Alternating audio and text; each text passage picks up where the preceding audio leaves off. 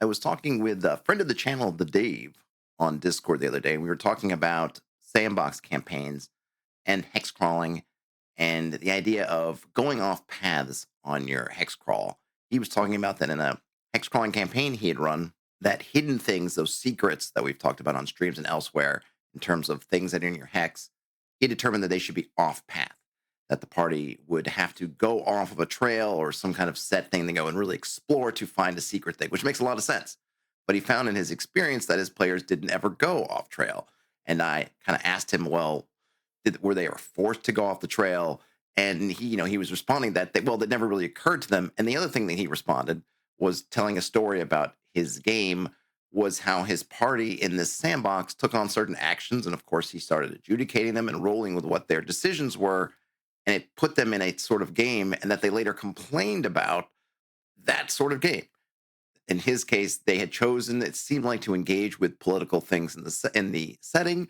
So he obliged and started feeding them more political stuff. And then apparently they came to a point later down the road when they said back to him, "Hey, your campaign's too political."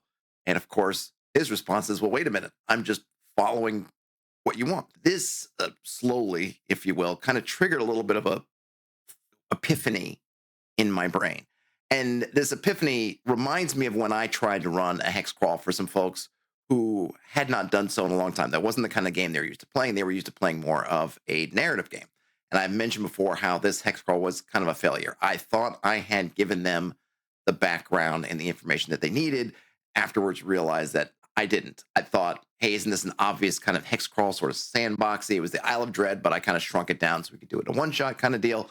And it fell apart. But now, as I was reading through Dave's comments about his game, it made me realize something, I think, about the nature of these kinds of games and how we need to continually communicate, probably even over communicate to players, especially when they're new to this type of game. Once they get into it and they understand it, this is probably less important. But when you have newer players, and I did do this, I think, more or less successfully in the last kind of campaign I ran, that was a sandbox, where I would fairly often remind the players, hey, you're not under an obligation to do whatever thing you think you have to do.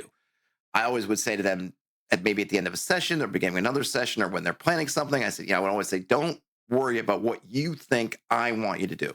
You decide what you want to do, and I'll figure it out. Don't worry about me. Because I think players will often think about, either subconsciously or consciously, and part of it is nice, right? We say this all the time. We prep stuff. We'd like you to hopefully use the stuff. And one of the ways I think hex crawling and sandbox campaigns can fall into that trap is because when you have this wide open world, you go in a direction, and the GM is preparing things ahead of you, and the world is expanding and things are coming in there.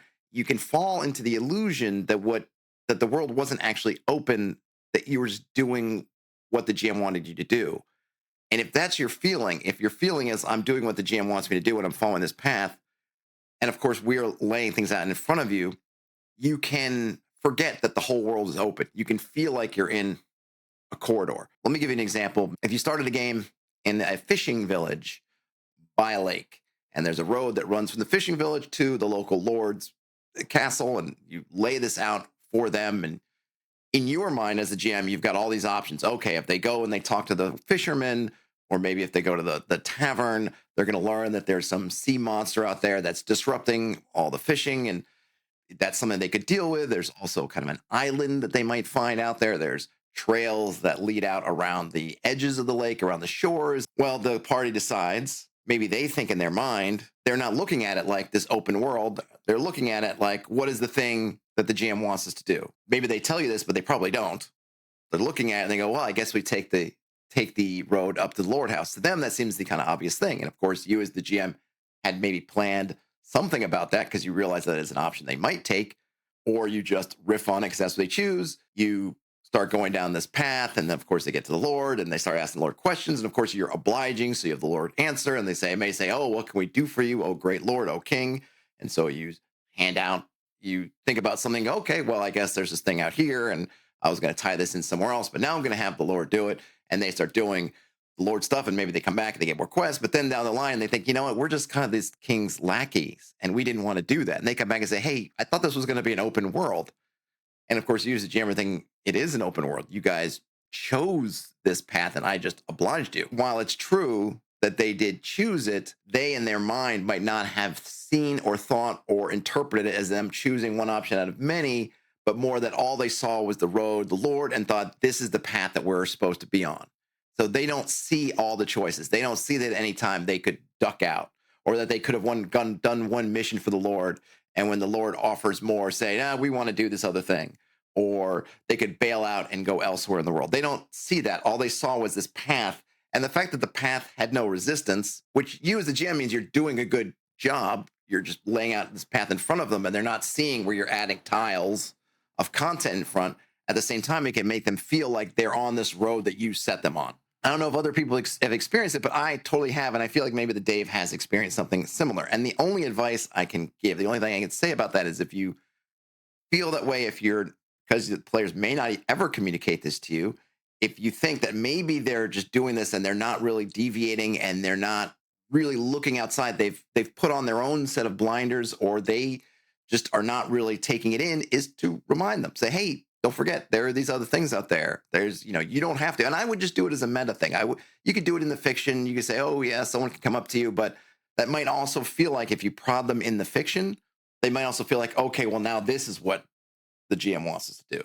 What I really think is have those discussions with your players. Think of it as that kind of rolling session zero type thing where you can come in and at the end of a session or when they're looks like they're wrapping something up and thinking about next steps, remind them, hey, the world is open. If you're done doing the Lord's bidding and he's a jerk and you don't like doing that and you want to go off on your own, or you saw this other thing, but you felt like you didn't have time to do it, go do that or pick something totally different. It's all the same to me. That was my approach. And obviously, everyone's going to have different comfort levels with what they need. One of the things I think you can always do is say at the end of a session, hey, whatever you guys are going to pick for the next session, tell me now or tell me in a day or two over email, Discord, Slack, Instant Messenger, whatever, what you're going to do so I can prep it. It doesn't have to be something where the players just blindside you, but just remind them that, hey, if you're playing in a sandbox game, use the sandbox.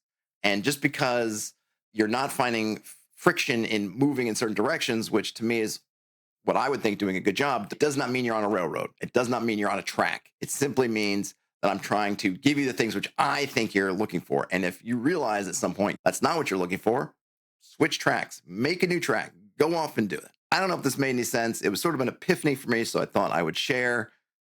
If it was useful, I hope so. Let me know. Otherwise, game on.